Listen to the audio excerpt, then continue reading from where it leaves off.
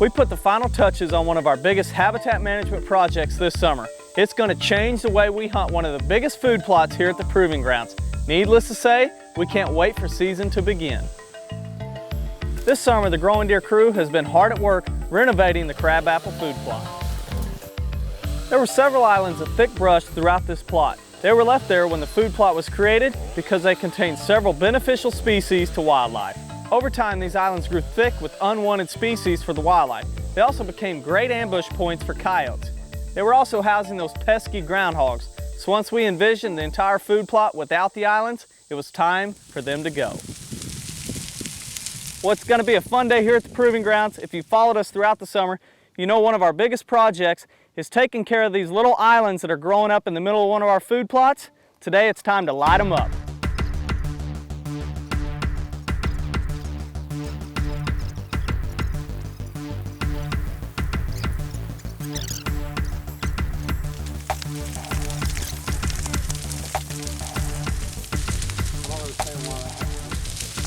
Well, it's hot out here. Got a couple piles down and we can already see the visibility increasing. Won't be long, we'll be moving in the redneck blind. Our hard work opened up the view and drastically changed the huntability of this plot. Growing Deer is brought to you by Bass Pro Shops, also by Reconics, Trophy Rock, Eagle Seed, Nikon, Winchester, Dead Downwind, Antler Dirt, Lacrosse Footwear, Blood Sport Arrows, Flatwood Natives, Morel Targets, Non-Typical Wildlife Solutions, Hooks Custom Calls, Montana Decoy, Summit Tree Stands, Drake Non-Typical Clothing, House Lubricator, Genesis No-Till Drill, LEM Game Processing, Fourth Arrow, G5 Broadheads, Prime Bows, and Redneck Hunting Blinds.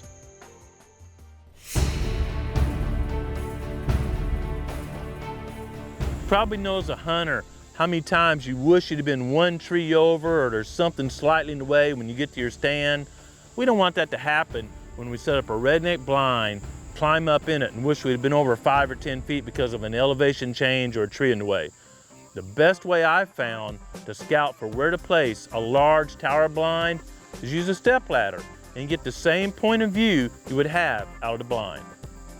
I simply get a step ladder about the same height as the blind, climb up, look around with my rangefinder, binoculars, move it several times, even in areas I don't think might be good, and that allows me to find the ideal view of where to position the blind. Most often, I want the blind to be on the east side of wherever I think the deer are coming from. By being on the east, it allows me more days to hunt.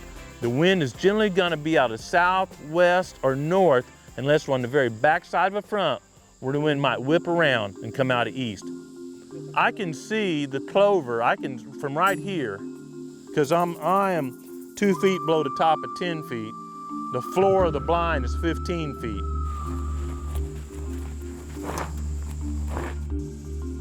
I really hate to make you do this, but I think you need to jog up there. Just think you're chasing down an elk. No, I got that part. I need you all the way in the corner. I'm down to shoulder level right there. That's the ditch. All right, he went through the ditch. I can see his waist. Oh, I lost him. I can see his head.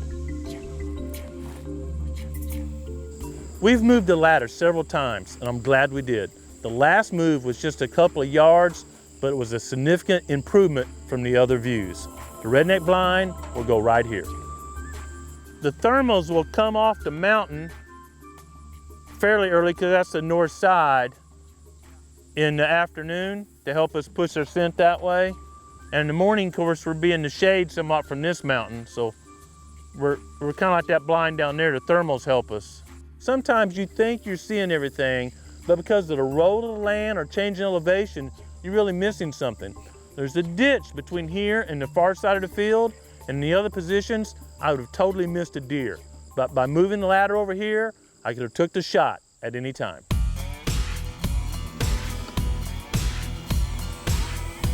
Once the location is set, the work begins.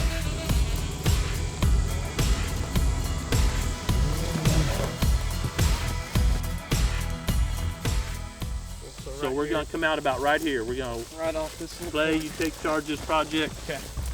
And we're gonna go right through there. You can see my truck, see a truck anyway.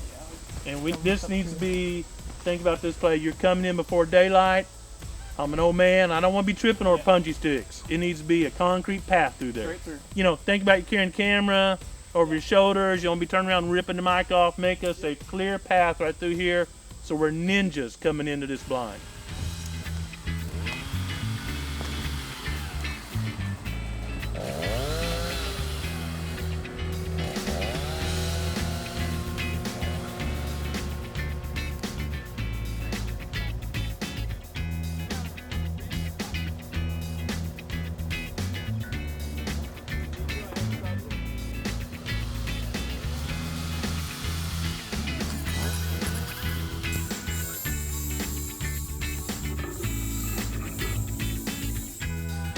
Everyone pitched in and started to assemble the blind. In no time, we had the blind up and towering over the plot.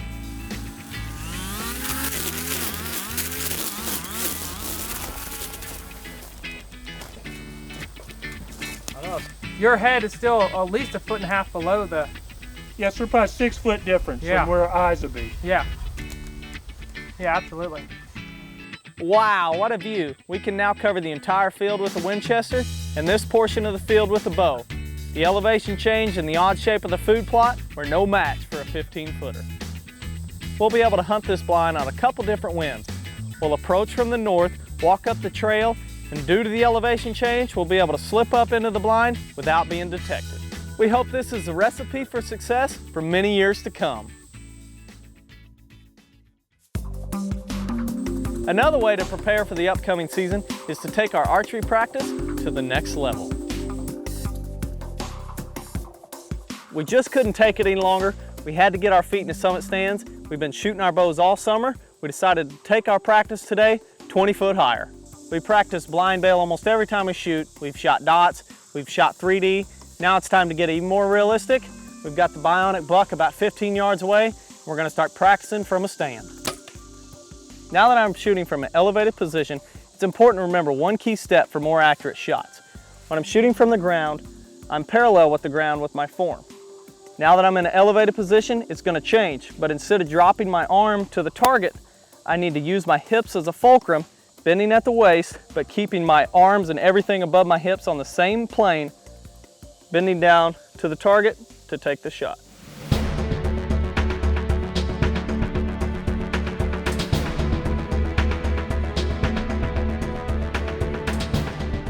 To remain consistent, anchor points, release, form, and grip must remain the same. A common mistake is to drop the arm that's holding the bow to compensate for shooting at a downward angle. To remain consistent, your hips need to serve as a fulcrum, bending over at your hips to find the target. This movement isolates the top half of your body, allowing you to keep the same form you've been practicing all summer long.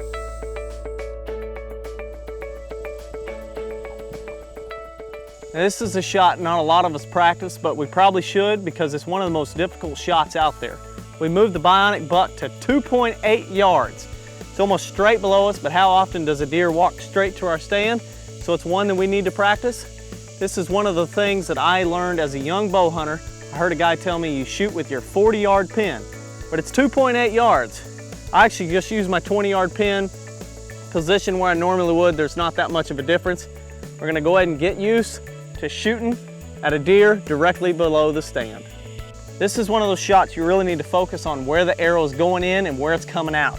Instead of putting it on the side where you normally would, you almost need to tuck it right close to the spine. That way you can double on it.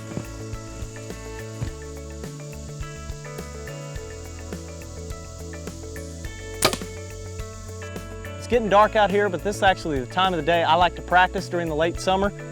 Heat index today was 108. It's hot in the middle of the day, so we shoot in the last few minutes of daylight. Plus, it starts training our eyes for those shots late in the evening during booner light.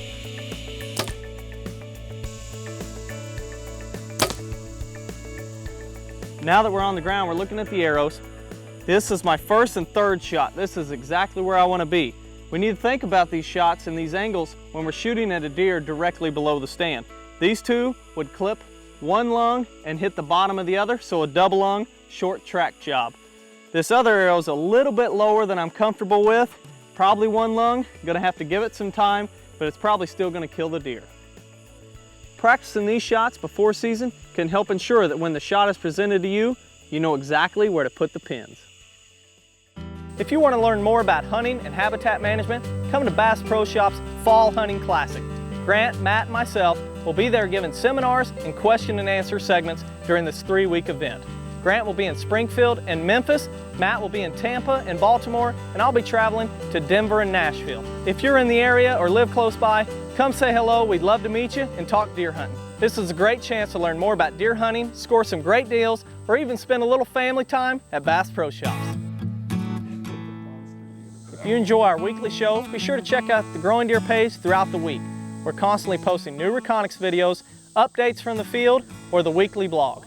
There's a lot of great information here. You can check it out at the Clips tab or at the blog tab at GrowingDeer.tv. I hope you get a chance to get out this week, maybe set up a new deer blind or scout for some velvet antlers. Just remember to do it all for love of the land and the glory to God. Thanks for watching Growing Deer. For the wildlife, they've also become great ambush points for predators and those pesky round hogs. Those round hogs! Wow, what a view.